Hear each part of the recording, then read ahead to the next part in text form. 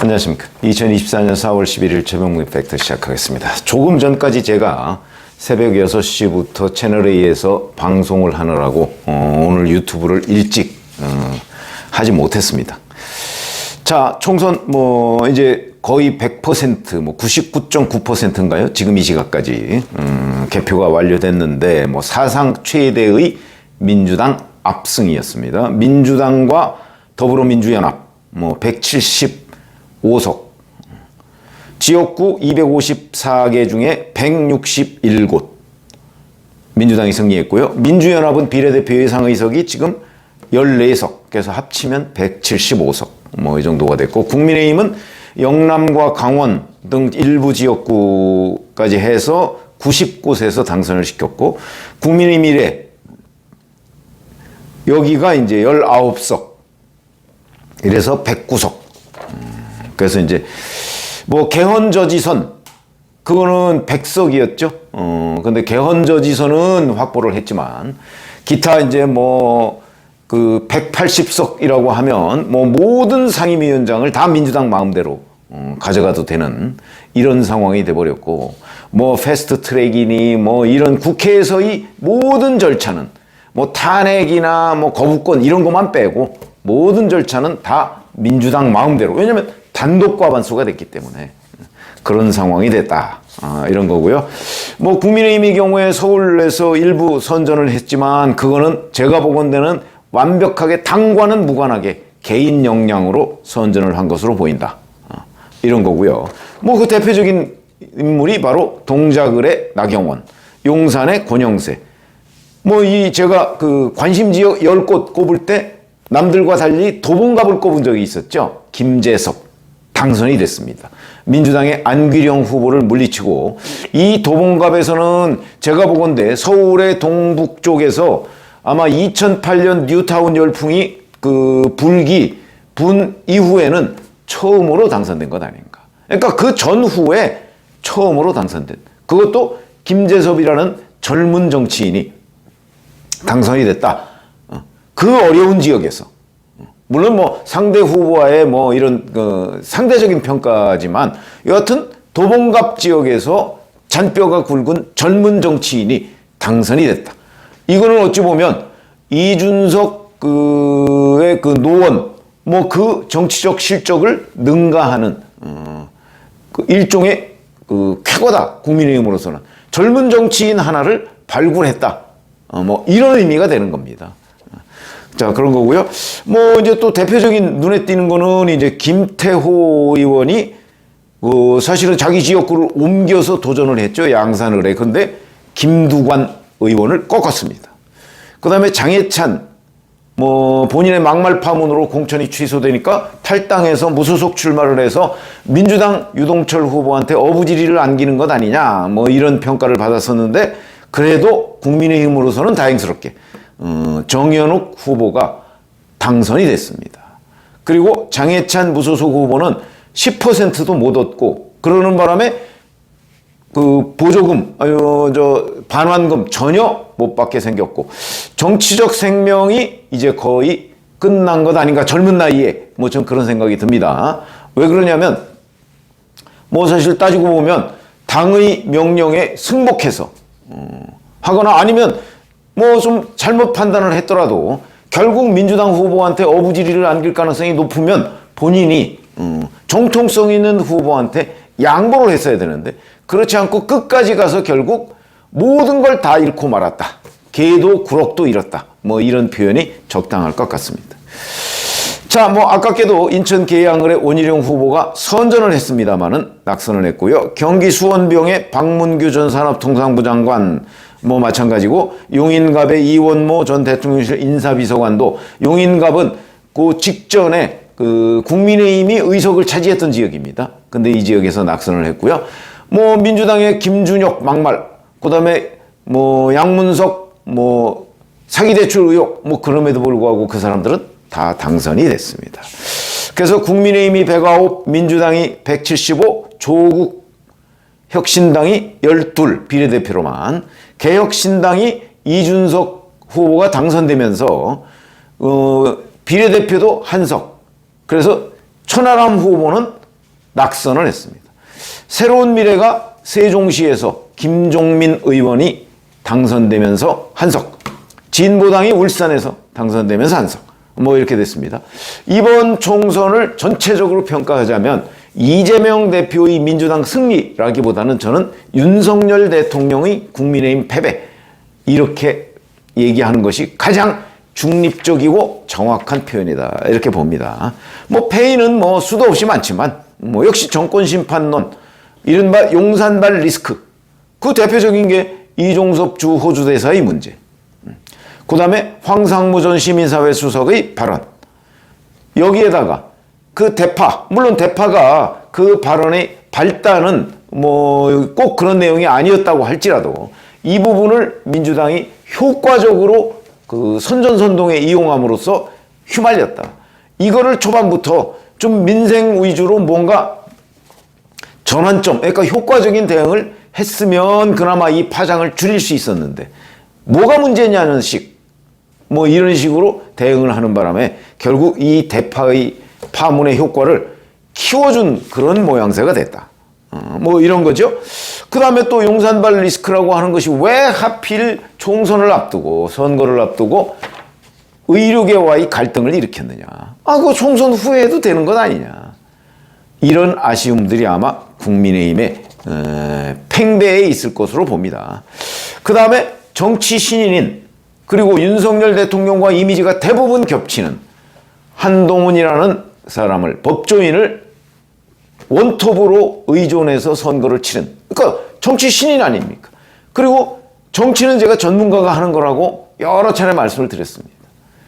그 전문가가 아닌 사람을, 그것도 원톱으로 만들어서 오로지 한동훈 효과에만 의존하려고 했던 국민의힘의 전략 실패, 뭐 이런 것도 전 굉장히 큰 요인이라고 봅니다. 한동훈의 문제라기보다는 그러한 한동훈을 국민의힘 비대위원장으로 발탁한 사람의 문제, 이게 더 크다고 생각을 합니다. 뭐 이런 거 외에 뭐 여러 가지가 또 다 있죠. 뭐 이번에 뭐 국민의힘 후보들이 열심히 뛰지 않았다, 뭐 제가 그 전화도 수도 없이 받았습니다. 열심히 뛰지 않는다 이거죠. 전부 다 한동훈만 바라보고 뭐 나중에 안 되면 뭐 윤석열 대통령 탓하려고 뭐 그랬던 것 아니냐. 본인들이 열심히 뛰면, 도봉갑의 김재섭 후보처럼 열심히 뛰면 그 어려운 데에서도 당선된다, 그런 거 아니겠습니까? 정치라는 게 그런 겁니다. 그런데 그냥 어려운 데는 공천 잘못 받아서 나 어차피 안 돼. 쉬운 지역은 아무런 뭐 그냥, 아니 쉬운 지역이라면, 자기가 떼어놓은 당상이라면, 적어도 중진들이라면 국민의힘을 위해서 자기가 거기서도 어떤 형식으로든 목소리를 낼 수가 있어야 됩니다. 근데 국민의힘에는 그런 후보들이 보이지 않았다. 그러니까 전부 다 정당이라는 국민의힘을 생각하기보다는 이기적으로 행동을 했다. 뭐 국민의힘 후보들이 역대 그런 사람들이 많습니다. 그런 사람보다는 야전형으로 열심히 할 수 있는 사람들을 공천했어야 한다. 결국 공천 잘못, 이것도 상당히 큰 요인이다, 이렇게 볼 수가 있습니다. 자, 그러면 이제 이거보다 사실은 더 중요한 게, 앞으로 윤석열 정부는 3년 이상 남았는데, 자, 지난 2년간 압도적인 의석의 민주당에 질질 끌려다녀가면서 입법부 독재를 경험을 했습니다. 앞으로 똑같습니다. 오히려 더 심화됐습니다. 조국혁신당까지 들어왔으니까. 그러면 국민의힘이 어떻게 해야 되겠느냐. 이게 훨씬 더 큰 문제겠죠. 사상 최대의 여소야대를 어떻게 뚫고 나갈까? 방법이 없습니다. 그래서 자, 이제 앞으로 벌어질 일들, 뭐 끔찍한 일들이죠. 국민의힘으로서는 뭐 김건희 특검법, 뭐 한동훈 특검법, 그다음에 각종 어이없는 법안들, 이런 거 이제 국회에서 뭐 줄줄이 통과될 거고요. 윤석열 대통령은 또 그때마다 줄줄이 거부권을 행사하지 않을 수가 없을 것이다. 그러니까 뭐 특검법, 법안 통과, 대통령 거부권, 뭐 재표결, 그래 재표결에서 뭐 국민의힘에서 일부 이탈표 있으면 그러면 재표결 대통령 거부권 무력화, 뭐 패스트 트랙, 뭐 그거 무력화, 필리버스터 종료, 이 모든 것들이 민주당의 손에 달려 있다.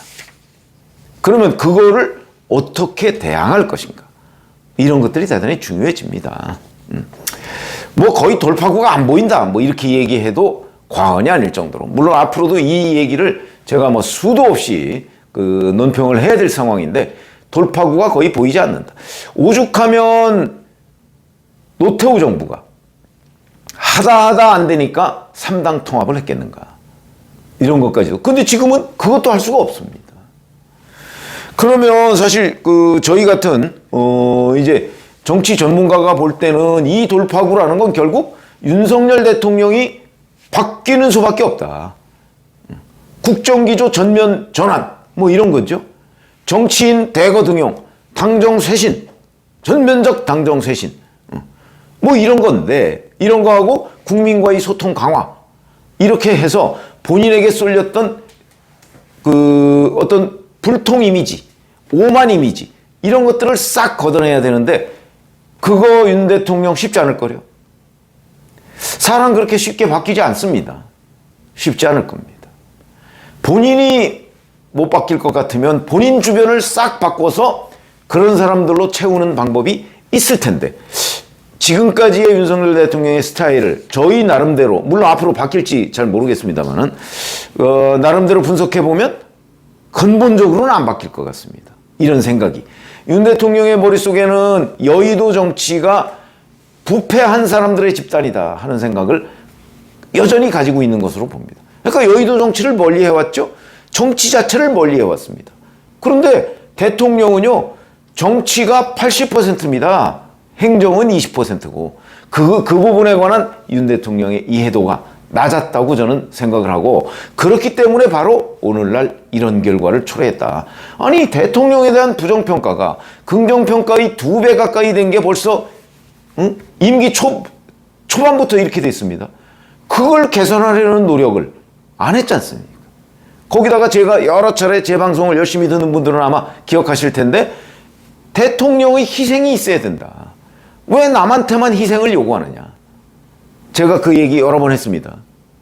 그게 안 보인다. 그런 것들이 바로 오만 이미지로 국민들한테 비쳤기 때문에 바로 이런 결과를 초래했다는 거죠. 그래서 자 윤석열 대통령 만약에 그 국정기조를 전면적으로 바꾸지 않는다.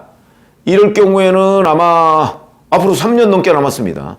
그리고 한 1년 남짓 되면 벌써 이재명 대표는 이제 뭐 대권 출마한다고 아마 들썩들썩 할 겁니다. 2027년 대선 출마한다고.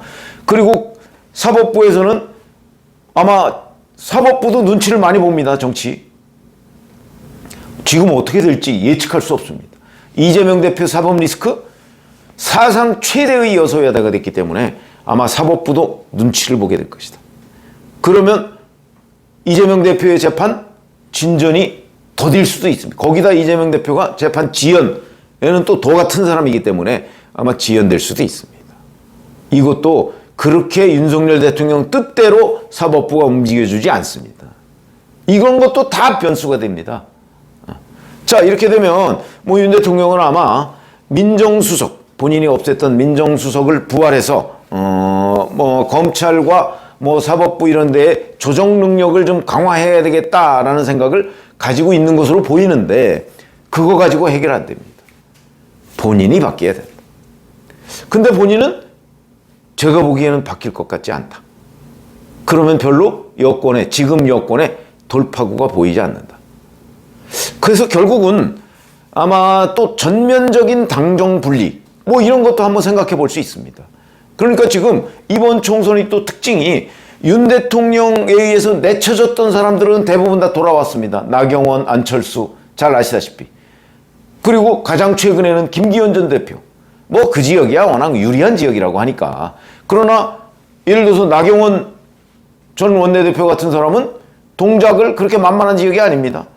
안철수 의원이 나온 분당갑이라는 지역은 워낙 국민의힘에 유리한 지역인데도 불구하고 이광재 후보하고 뭐 거의 뭐 호각지세를 이뤘던 거지만 동작은 그렇지 않습니다. 그러면 결국 이 당은 비윤계가 당을 이끌어가는 게 맞다. 저는 그렇게 보이고요. 그 부분을 용산이 인정을 해야 된다.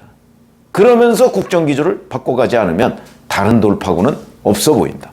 이렇게 말씀을 드리겠고요. 뭐 아직 용산의 반응이 없습니다. 그리고 한동훈 그 비대위원장도 뭐 10시 반에 자기 입장을 밝힌다고는 하는데 어떤 그거는 또 그거 나름대로 하고 일단 자 여기에서 여권의 돌파구가 뭐냐 하는 부분을 제가 점검해 봤습니다.